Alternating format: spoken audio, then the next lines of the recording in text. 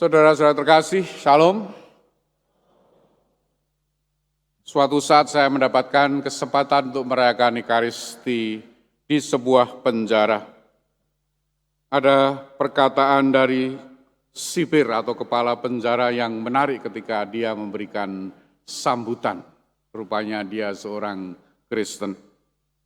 Dia mengatakan, "Bersyukurlah para warga binaan atau narapidana yang sudah menjalani pembinaan dan hukuman sekarang, daripada orang yang belum merasakan penjara langsung mendapat hukuman berat di akhirat nanti. Lebih baik bertobat sekarang daripada mendapat hukuman di kemudian hari, saat kita tidak bisa membela diri." Ada benarnya, ya. Bersukacitalah yang masuk penjara jadi narapidana karena sudah dibina dan biasanya bertobat. Hari ini Injil mengingatkan kita secara tajam akan pentingnya pertobatan. Dan kita diajak mengingat kesabaran dan belas kasih Allah Bapa kita semua. Di dalam percakapannya dengan beberapa orang tadi, Yesus menyinggung tragedi yang menimpa orang-orang Galilea dan mereka yang tewas tertimpa menara di Siloam. Dia menegaskan bahwa penderitaan mereka bukanlah hukuman atas dosa yang lebih besar daripada mereka yang melaporkan itu, melainkan sebuah panggilan dan peringatan untuk kita semua. Jikalau kamu tidak bertobat, kamu semua akan binasa demikian juga.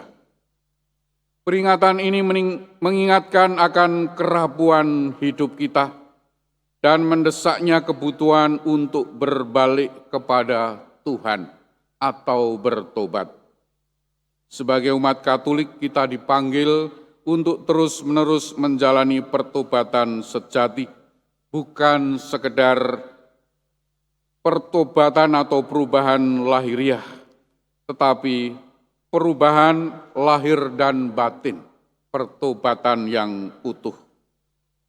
Sebagai pengikut Kristus, pertobatan kita yang sejati selalu didasarkan dan dimulai dengan pengakuan iman akan kesabaran dan belas kasih Allah yang nyata sepenuhnya dalam diri Musa yang baru, yaitu Yesus Kristus yang menebus kita dengan hidup, sengsara wafat, dan kebangkitannya. Kalau dahulu Musa membebaskan umat Israel dari perbudakan di tanah Mesir, Musa yang baru ini, Tuhan Yesus Kristus, membebaskan seluruh umat manusia dari kuasa dosa. Pengalaman akan kemurahan hati Allah yang sabar dan berbelas kasih, itulah yang penting kita alami saat kita mendengarkan sabda Tuhan, saat kita merenungkan belas kasih-Nya. Perumpamaan tentang pohon ara yang tidak berbuah dalam Injil tadi menggambarkan kesabaran Allah yang luar biasa. Allah memberi kita waktu dan kesempatan untuk bertobat. Kadang-kadang kesempatannya dibuat dengan shock terapi, ya. Dibuat sakit, atau seperti Paulus dibuat matanya buta, ya. Ada yang dibuat sakit macam-macam. Semoga kita tidak usah sampai mengalami shock terapi. Pengalaman kasih Allah ini mendorong kita untuk bertobat, mengakui diri sebagai pendosa.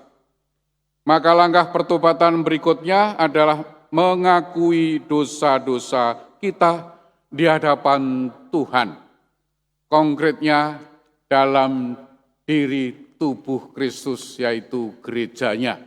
Oleh karena itu diwakili oleh para imamnya. Kita mengakui kelemahan dan kegagalan kita, menyadari bahwa kita telah menyimpang dari jalan Tuhan.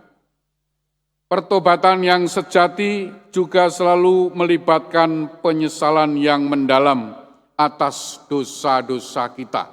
Maka Kalau mau menerima sakramen pengampunan dosa atau sakramen rekonsiliasi, umat selalu menyiapkan diri sampai merasakan tobat yang sejati. Kadang-kadang kita merasakan sedih karena telah menyakiti hati Tuhan dan sesama kita. Tidak heran beberapa orang mengaku dosa sambil menangis. Tidak apa-apa.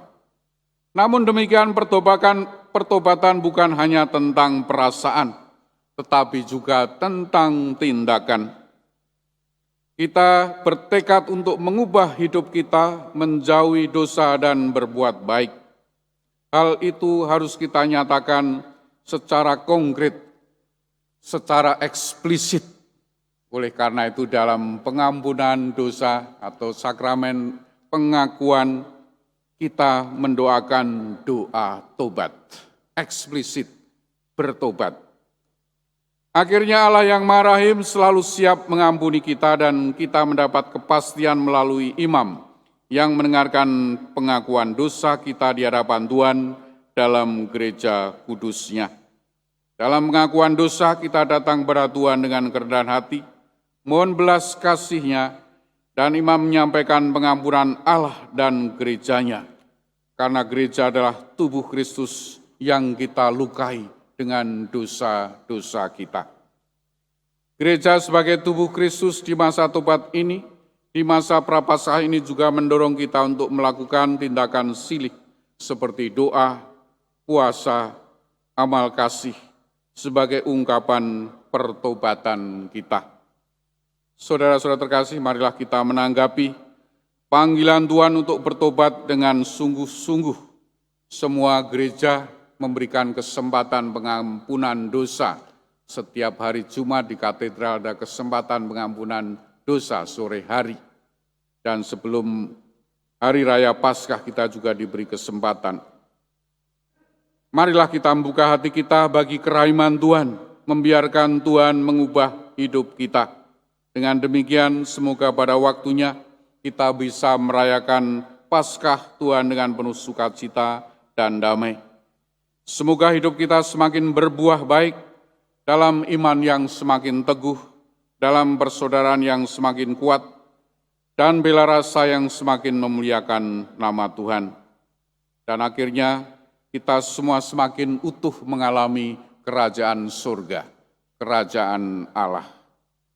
Marilah kita memuliakan Tuhan. Kemuliaan kepada Bapa dan Putra dan Roh Kudus, seperti pada permulaan, sekarang, selalu, dan sepanjang segala abad. Amin. Kita teguhkan iman kepercayaan kita dengan doa, aku percaya. Aku percaya akan Allah,